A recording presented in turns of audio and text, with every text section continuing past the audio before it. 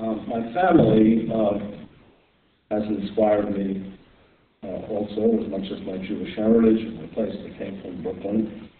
And the title poem of the book that didn't come out this morning, but this did, I'm writing it. Crossings. My wife and I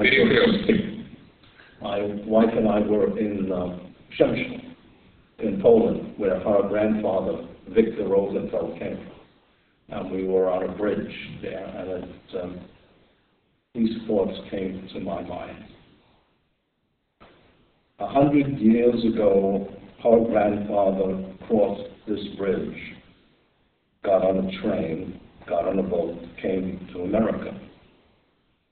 100 years later, his granddaughter got on a plane, got on a bus, came to Sisco, crossed this bridge. 100 years from now, her grandchildren will come to this place, cross this bridge, seek and find answers in the mysteries of crossings.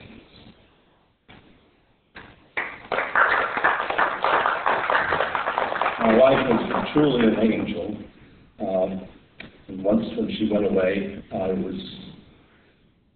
had to do everything myself. House husband. So now you're away. I have to wash and dry the dishes, do the laundry, shop for groceries, pay the newsboy, make sure everyone gets up and out on time, dispense allowance, settle the screaming between our son and daughter, drive her to the station, try to keep her from driving us all crazy. So now I know what it's like to be a wife, just what you've always wanted. So when are you coming home?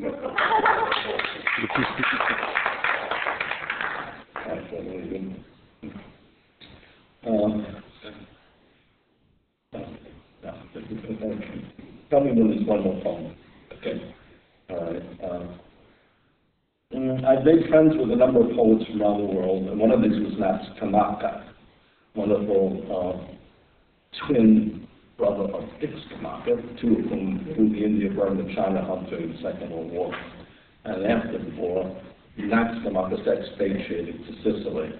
And because the brother came to me and asked me to publish a book called Yosef Shurim, the Sampa Kali, I got to know Nats Kamaka, and I invited him back to America.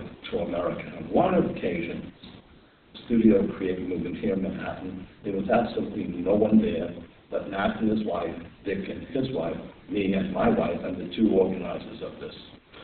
So I wrote To the Walls, especially because Nat wanted to read something he promised his Sicilian friend that he would read somewhere in America. Not quite to the walls here, fortunately.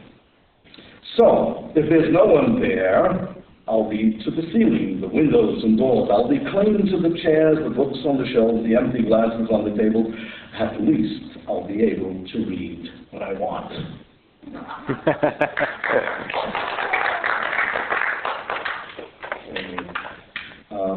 Penultimate poem. Haunting. You said you'd haunt me, Mother, your eyes flashing the fierceness I sometimes see in my daughter, who was so much your granddaughter.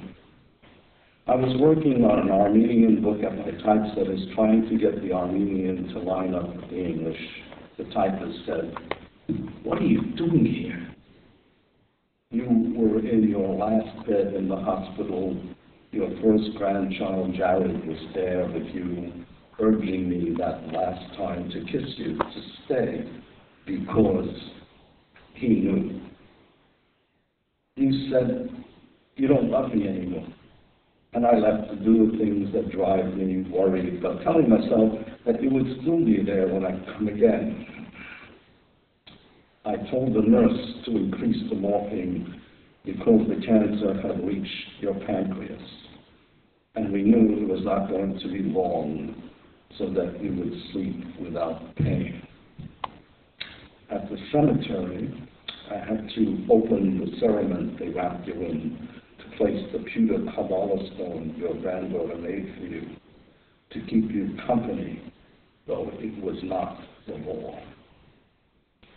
So many times after I hear the admonishing words of my nephew, the typist, my own voice inside my head, saying,